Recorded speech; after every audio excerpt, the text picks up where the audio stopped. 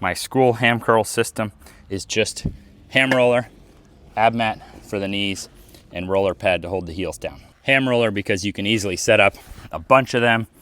All your students can probably start working on this with 2 legs, and even your most athletic students can probably get a challenge with 1 leg with a good glute squeeze. And you've got a nice in-between level with 2 legs up and then controlling down.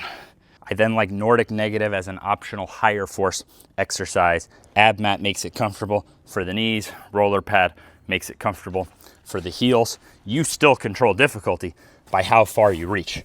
And I like this available because it's estimated that over half of high school sports surgeries are for the knee. So we know this is an area with a lot of demand.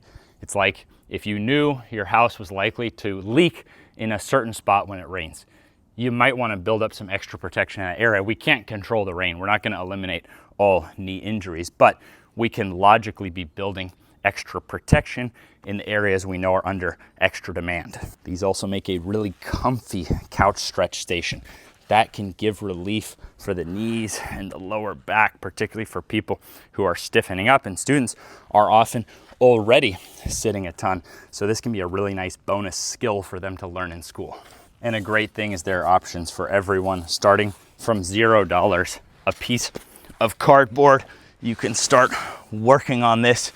Then you've got the stuff I showed in this video.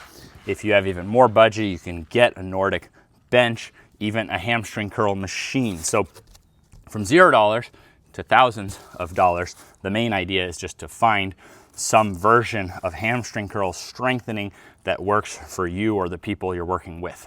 And the only other parts of my school knee system are some form of sled and slant. It was going backward with resistance that got my knees off painkillers. I took a little bit of a different route.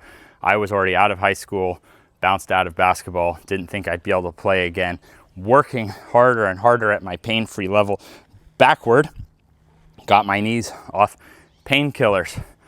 This is just a version of a sled I've been working on for schools so that the kids can sit on it and be the weights, because the metal surface, having enough weights, these have been huge barriers to applying sled in schools for me.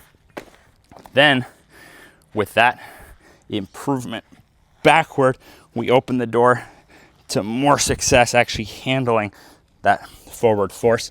That's where the slant comes in. And we have 3 variables. We have how much load the body is, we have the slope, and we have the size of the step. So just as if you were going downhill, a shorter step at less of a slope with assistance would be easier. You're only trying to work at your pain-free level and then work at that level until you're tired. And there's now actually an abundance of studies showing the effectiveness of this decline step down. You can go ahead and do your own research on that. So I started where I showed you. Now, as part of my regimen with load, reach, this is a pain-free joy. I've been working on this over 10 years. So I have more ability in that position. I can handle more demand. That even started leading to greater success within training into deeper positions, which uses a factor of counterbalance. So this is gentler to get into, and then as you're able to handle more, you can load heavier and closer to the body. So I self-rehabbed my way to enjoying basketball again, managed to get myself a junior college spot, became starting point guard for 2 years, back-to-back conference championships. But it was only my second year that I was realizing the value of this stuff for my general training. I had been losing my regimen my freshman year, really started building my regimen my sophomore year, led the team in minutes, and I was getting better by the end of that season. Games were getting easier. I wound up with a bunch of 4-year college scholarships, but when I would visit these colleges, I was told no knees over toes.